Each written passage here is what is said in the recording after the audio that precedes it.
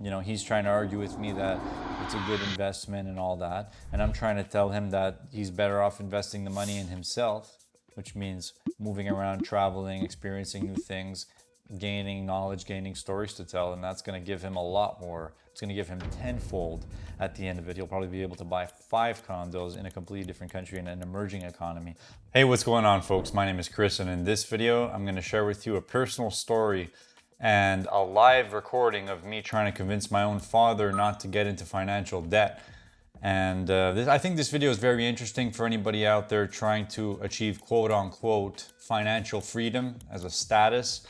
And maybe you just want to understand a few, evolved perspectives on the idea of financial freedom. Obviously, some of these things are subjective and they do not apply to everybody based on your unique situation. And none of this in this video should be considered as financial advice. It's all my own opinions based on my knowledge so far. And what you're going to hear in this video is me talking to my father, trying to convince him not to invest his inheritance into a condo. And all that aside, he kind of rushed into the idea of wanting to purchase a property. And I really am against it in many ways. As you guys know, I'm a bit of a digital nomad. I make YouTube videos, I'm a musician, and my goal is to, achieve a degree and maintain a degree of freedom, financial stability and freedom through the various things that I do. One of them is making YouTube videos. The other one is playing the guitar. And the other one, of course, is my trading, which I've been working on for many years now. And, over these years, I guess I've built a bit of a basis where I'm able to kind of be a little bit free and move around and be, not a slave to any one particular location. It really depends on your circumstances. So for example, my father's a 57-year-old man. He doesn't have any dependencies at this moment. Like, he doesn't have any kids. I'm his only son, and I'm more than grown up at this point. And I do believe that he's at a point in his life where I think he deserves a degree of freedom to choose what he wants to do.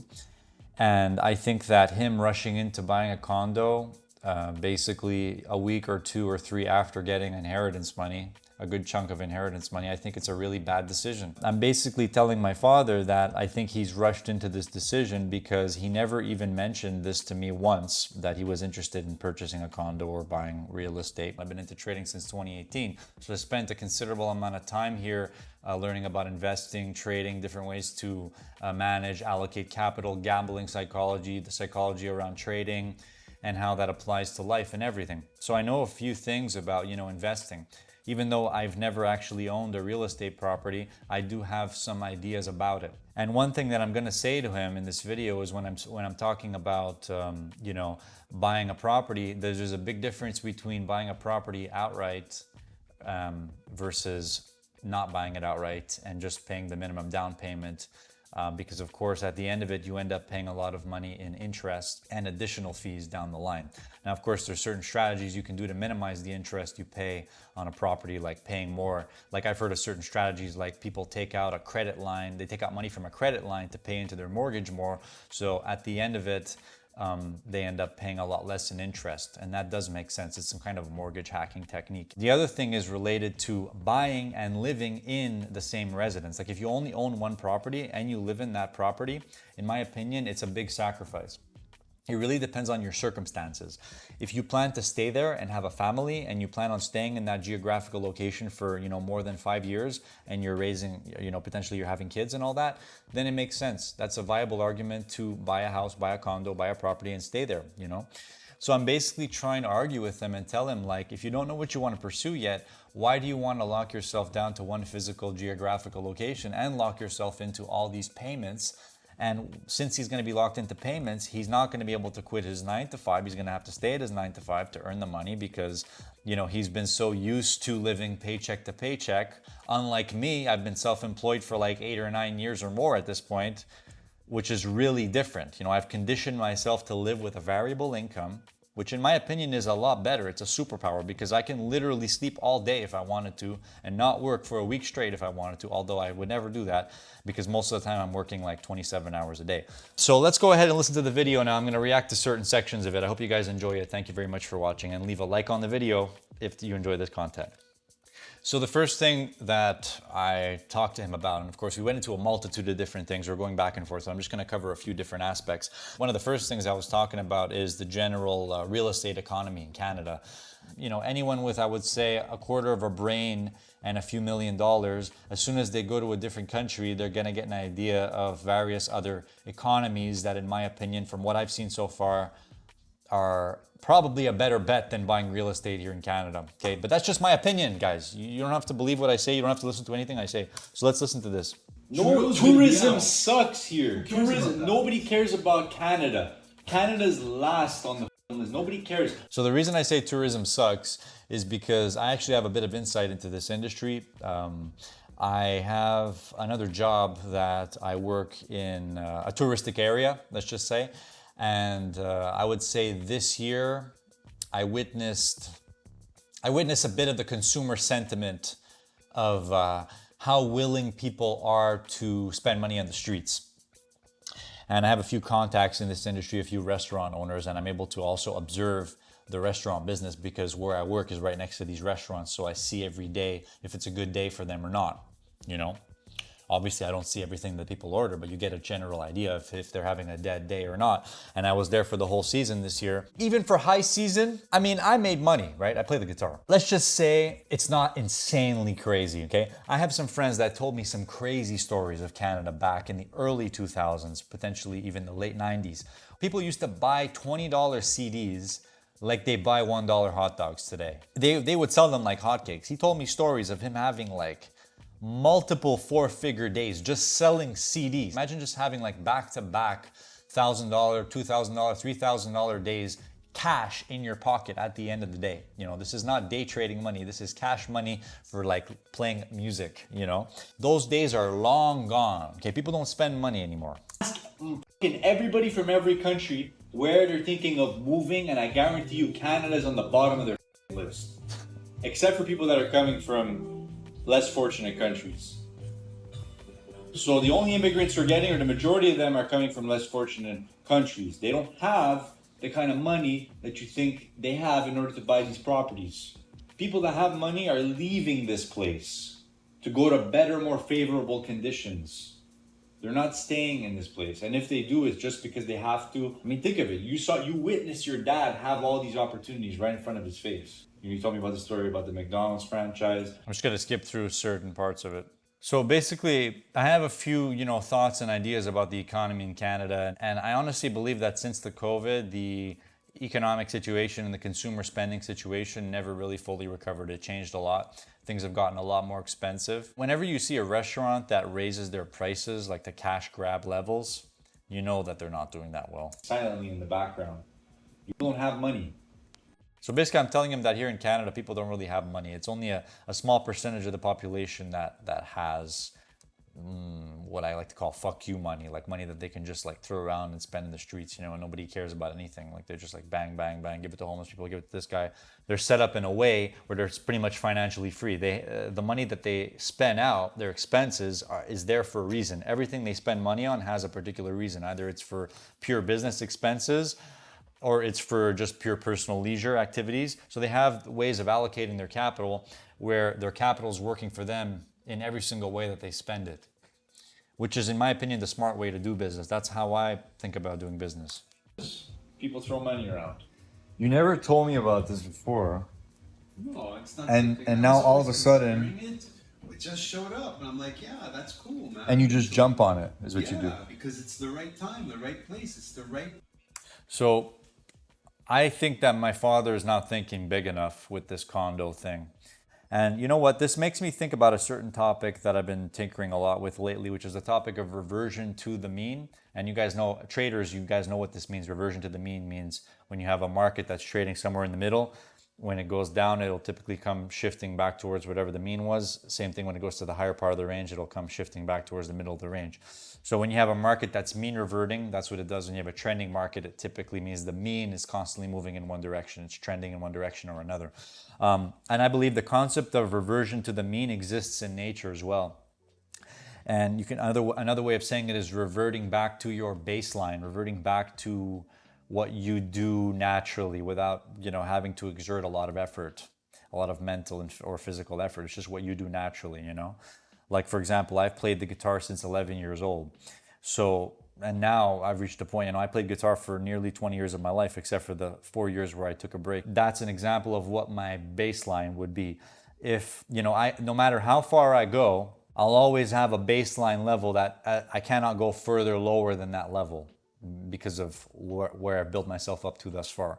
So the concept of reversion to the mean, it could also mean what you're used to in your life. So for someone who's been living paycheck to paycheck their whole life, their baseline is that. It's basically living paycheck to paycheck and being comfortable being broke, being locked into payments. So the fact that my dad got this inheritance money, it's almost triggering kind of a self-destructive mechanism in him because he doesn't know what to do with the money. This is why if you give someone $1 million cash who does not know what to do with the money, how to invest it, how to use it, how to spend it, how to live with it, if they don't have millionaire written on their forehead, tattooed on their left pectoral, they're going to find any possible reason to revert back to their mean, which is on their forehead, it's not written millionaire, it's written broke.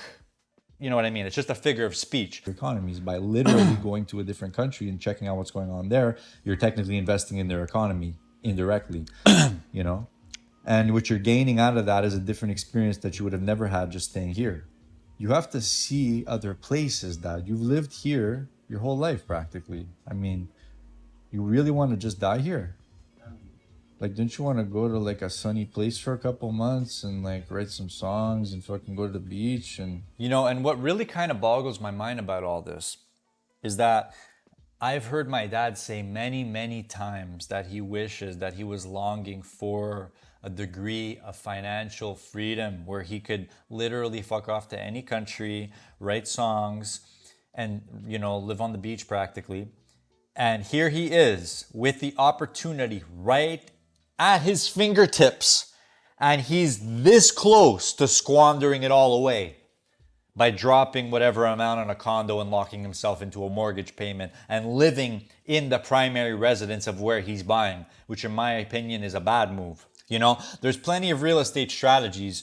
But think of it, if you buy an income producing property and you pay for it nearly outright and you rent it and you're a good landlord and all that, and you know what you're doing, that becomes an asset for you because everything is kind of already mostly taken care of. You're not giving away, your capital outflows are less than your capital inflows, and it becomes an income producing asset. But until it's fully paid off or nearly paid off, it's still, in my opinion, a liability, you know? And some of you real estate experts, comment below what you think about this. But, you know, in 2024, a lot of us are becoming digital nomads. A lot of real business these days is done online. A lot of us are moving to places that are nicer, that have more opportunities like emerging markets. You know, and that's what I'm saying. Like, buying and living in your principal residence is a big sacrifice, and there has to be a certain criteria present in order for that to make sense. Most people who do that are building a family. They plan on staying there for 5 to 10 years at least, you know? I really don't see you doing that. I don't see you jumping on buying a condo. I don't see you doing that. I see you enjoying your life in any way possible, in a free way, like in a truly free way. Yeah, so the reason I'm telling him that is because I've tasted what it is to be financially free. And I don't own a house, but I have a degree of freedom. I guess it's here. I guess it's all here. It's not in the money, because clearly if it was all about the money, I wouldn't really be considered financially free because I'm not a millionaire, right? But I guess it's something up here that makes me free. Even if I practically own nothing except the basic tools that I use for work, and I own this, which is what is used to produce my body of work and my future works, which you guys will hear one day. And I really feel free. I feel like I am nimble, like I can pick up my stuff and move around. For someone that doesn't know what to do with the money, that could be very dangerous. And this is why I said it in one of my community posts, and this is a very common thing that, you know, money just amplifies you.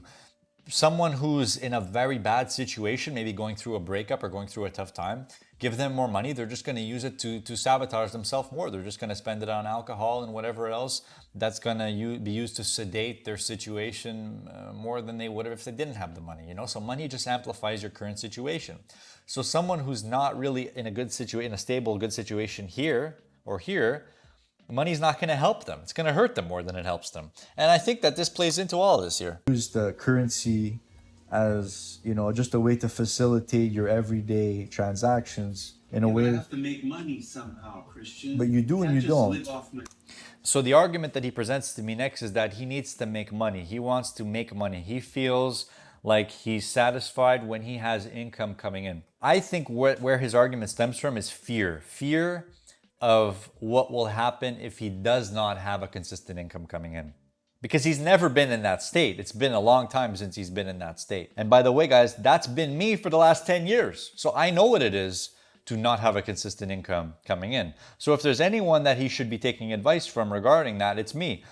So what I'm trying to tell him about money and not earning a consistent income is the various things right here. It's that, number one, since he has a large cushion now, he's free. He has a cushion, a degree of freedom to wake up and think at the deepest root of his bone and his heart and the blood flowing through his veins. He's able to really just think, what do I want to do right now? What do I need to do? And I like to ask this question too. It's like, if you would die in the next 6 months or in the next 6 years, for example, what would you spend the next 6 years doing? Really what I'm trying to get him to understand is that now he has this cushion that he can use to essentially be free, to become independent of any particular location, any particular financial institution as well. And then the other thing I'm talking about with him is experiences. It's that money, when it's spent to generate experiences, it's those experiences that give you more knowledge. And it's that knowledge that you gain that typically gives you opportunity. And then you can take shots, basically, with certain amounts of capital or currency, whatever currency it is, either your time, your energy, your money. That's all different forms of currency. You take bets. You take bets with your currency based on the newly found knowledge that you've gained from your experiences, that you spent money to obtain. That's what I'm trying to argue with him. You have a good chunk. Yeah, but I need to make money. You do and you don't. I don't think like you at all. No.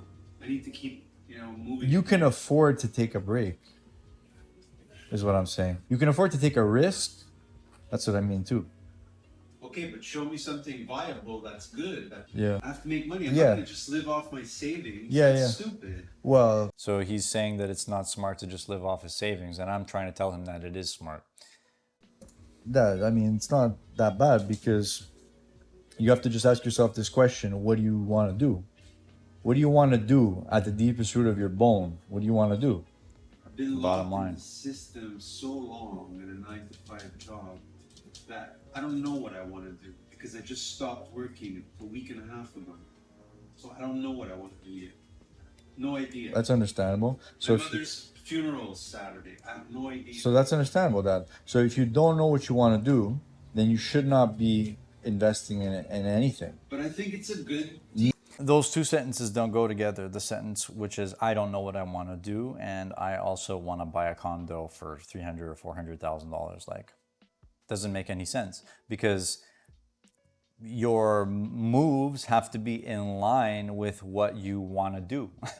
You have to at least have some sort of a direction. He needs to snap out of it and get back into a more primal state. And he can get that a little bit if he quit his job and if he lived on his savings for a few months.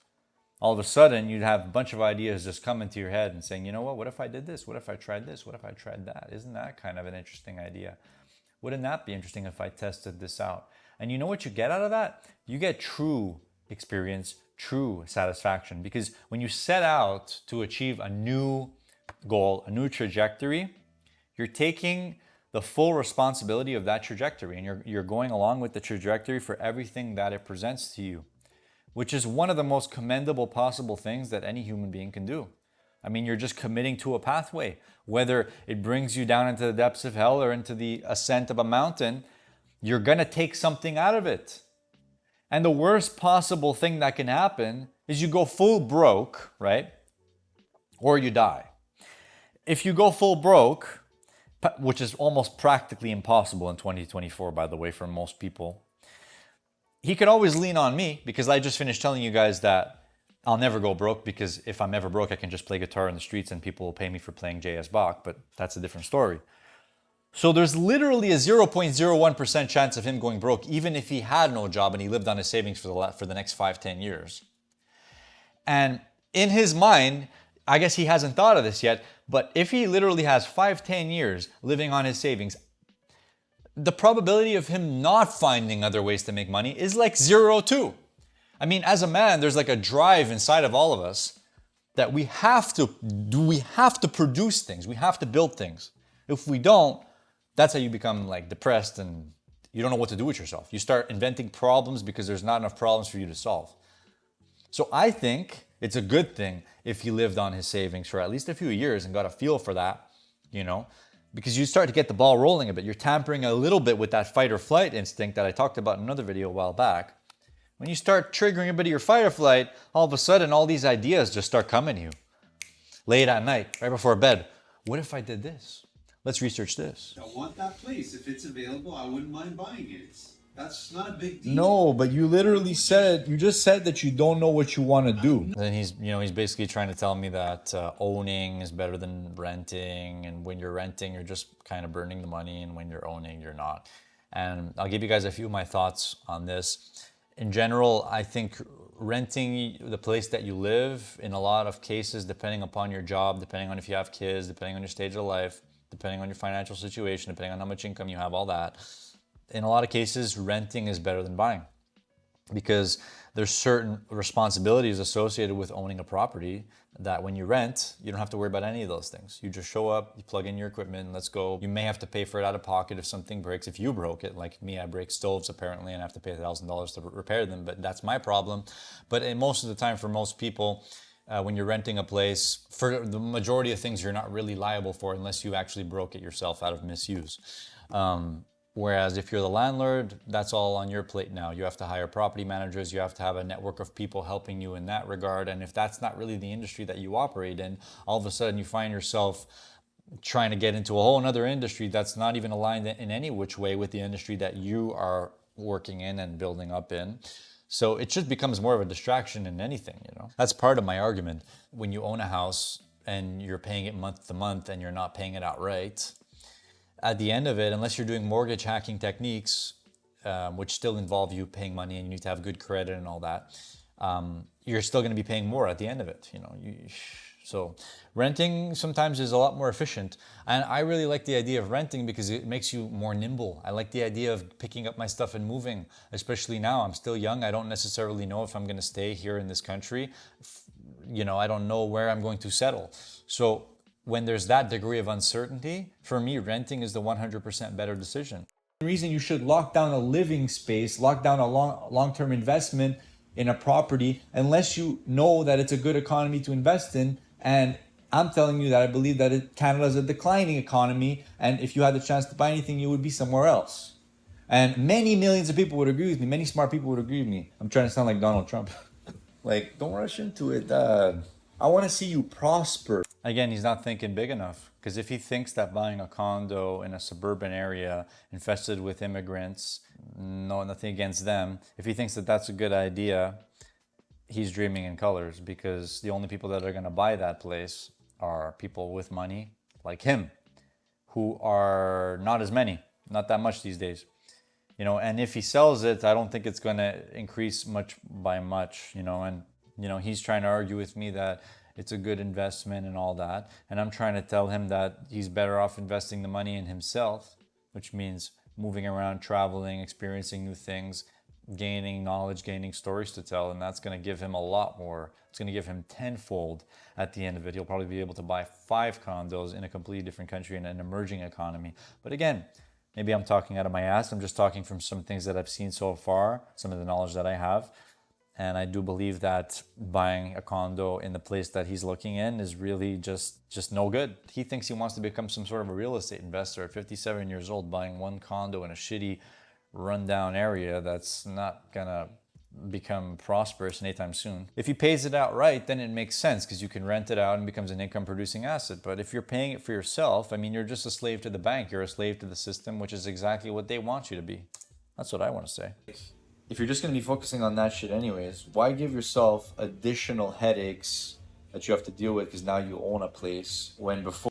Yeah, so I'm telling him, you know, when you own things, it just becomes more of a distraction away from the things that you actually want to grow and prosper. And, you know, whatever your body of work is, if you're writing music, if you're developing trading applications, if you're making videos, and typically any industry that is worth being in is very competitive, requires you to put a lot of energy and time into it. To the point where a lot of the other things around you become very trivial, which is why, again, I choose to have minimal distractions outside of my work. I try to minimize the possibility of me being distracted by those outside things, which means not investing in large assets that I always want to constantly improve upon, like houses, fixing it up, fixing up this and that, you know. And then what you do is you make payments elsewhere on items like travel. Yeah, but how does that bring you money? Unless you document it. It brings you life. It brings you life. And life brings you experiences, and experiences bring you knowledge, and knowledge brings you money. Sounds like a kind of a Jedi quote or something, you know, but it doesn't make perfect sense to me. As appreciating each moment unique from the next, then you should appreciate you should try and learn something from every single moment that you have. Every single unique experience that you have should give you some knowledge, some experience. And that experience is vital because it allows you to share information with other people, tell stories, create works based on those stories, create works, literally, whether it's a song or a piece or a freaking lyric or video, you're doing something that's benefiting the world on a high level by sharing those experiences. So again, going back to the argument about spending money on experiences and things that are priceless, basically, which of course is subjective because things do have a price tag, but the result of the things you buy typically results in experiences that you have only one time and then they're over. One-time experiences that, in my opinion, are very, very important. You should cherish every experience that you have, every moment that you have, and try to take out the best and the worst out of every experience you have. All right, guys, well, I really hope you guys enjoyed this reaction video. If you guys want to see more videos talking about trading knowledge, check out this playlist right here. I guarantee you'll like a few videos there. If you want to learn more about interactive brokers, check out this playlist right here. And I'll see you guys in the next video. Thank you for watching. Cheers.